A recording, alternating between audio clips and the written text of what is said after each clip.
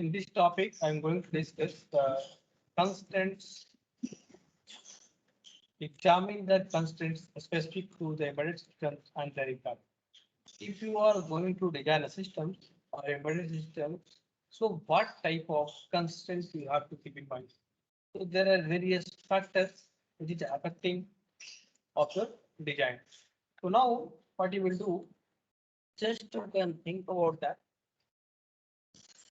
Let us discuss some parameters. With the help of that, you can able to find the various constraints used at the time of designing of the circuit or the systems. Now the first constraint is cost. So try to build the system so that the cost is very less. If the cost is less, then you can easily able to sold the product in the market. So in the cost competitive market, penalize products which don't deliver adequate value for the cost. So with respect to the market product, you have to set the cost for that. So try to minimize the cost. If you can able to minimize the cost, your product is very efficient and the maximum people will buy for the product.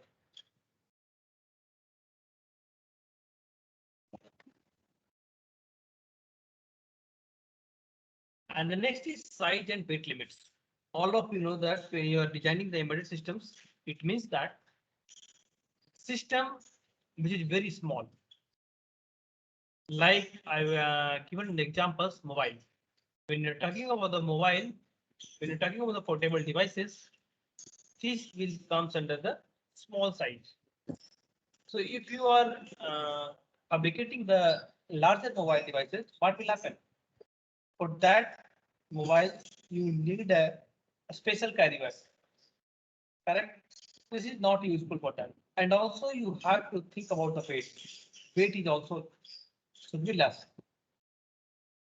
So in the case of embedded systems, you have to think about the size and weight limits.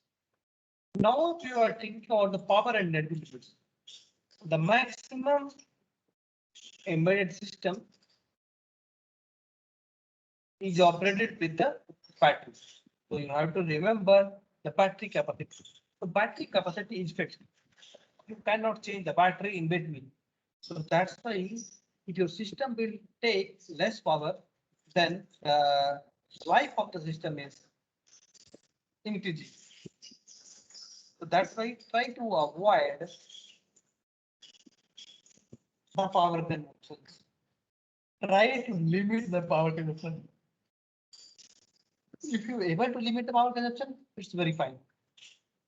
तो कोशिश करनी है सबसे कम power में कोई भी system चला सकता है. That type of system you have to design. And the next is cooling limits. So the some embedded systems are installed like ATM, it's 24 hours. It will work 24 hours, day or night. So it means that the system will heat up. For avoiding this, you have to make a cooling arrangement. Like you have a laptop. In that laptop also cooling arrangement will be there. With the help of fan, you can cool the processor or cool the systems. And also one technology is coming that called ice cool technology. With this technology, there is no need of fans in the system or in the laptop or in the desktop. So what will happen when you are keeping the hand on this on the nearby the mouse, that power will be that heat will be observed by you. So the heat emissions will be happened with this ice cool technology, and in this ice cool technology there is no need of fan. If fan is not there, it means that the system will take the system is lasting more time. देखो maximum case में क्या होता है कि laptop के case में इसकी क्या बोलते हैं फैन ही खराब हो जाती है. If the fan is not working, it means that you can't able to do anything. Now the environment, the temperature may range from -40 degrees to 140 degrees, even more. So whenever you're designing the system, you are fixing the temperature range. At which temperature this system will be able to operate it. Let us consider some system is required for the mountain. Some system is required for the satellite. So from there, you have to need a weather condition. According to the weather conditions, you have to design the system. What is the impact of the clusters? So you can see when I will talking about when you are going to design the systems, you are going to design the system with a microcontroller rather than processor. Processor is costly rather than microcontrollers. And also the processor in microprocessor is used for the general purpose application. But when you are going to design the embedded system, you are not going to perform a general purpose application. You are going to perform a fixed application, specific application for that. So that's why we are going to use the microcontroller used devices. It includes peripherals to interface with other devices, respond efficiently. On-chip ROM RAM available, reduced circuit board capacity and cost. Now you can see when you are going to use the microcontrollers, RAM and ROM is also available in that microcontrollers only within the chip. But when you are going to use microprocessor, it means that you need a RAM, you need a ROM. Okay, so it will increase the cost of the circuit board. And also, when you interface all these things, the size is larger, but we have to reduce the size. Now, when we are talking about the programming language, the program in C rather than Java. See, maximum program is written for a middle system in C language, or you can say Python language. So the concept behind programming language is if you are able to write the programs in any language, and if you are able to convert that programs into the hash code, or if you can get a hex file, then you can easily use the microcontrollers.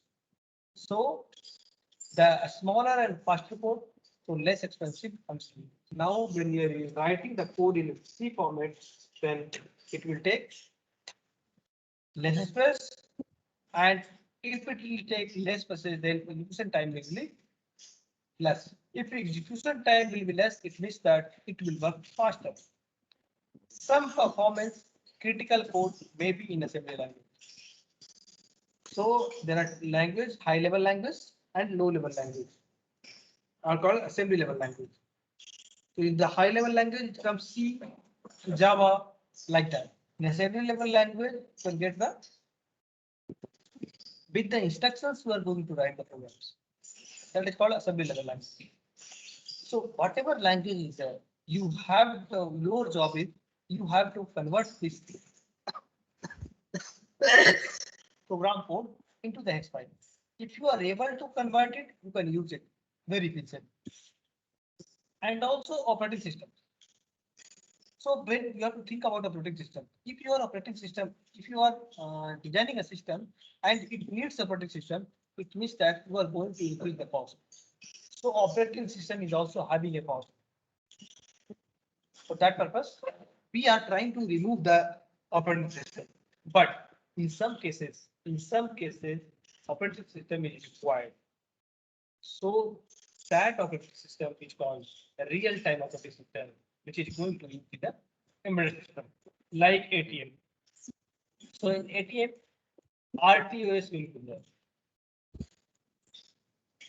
ATM, real-time operating system will be there. So whatever the benefit difference between operating system and real-time. So operating systems is used for a specific devices like a personal computers, laptop, desktop, like that. But the operating system, real-time operating system is used for the an embedded system where you can then you could say that where you need some external input. Like you can see in the ATM, what will happen? When you are going to that, it's always on. If your operating system will be there, if you are keeping always on, the speed of the operating system will be slow. The speed of the processor will go down. That is the thing. You can keep laptop on for 24 hours. You can see the performance. It will be decreasing. So you have to take care of this. So typically no OS. So when you are going to design the operating system, there is no OS.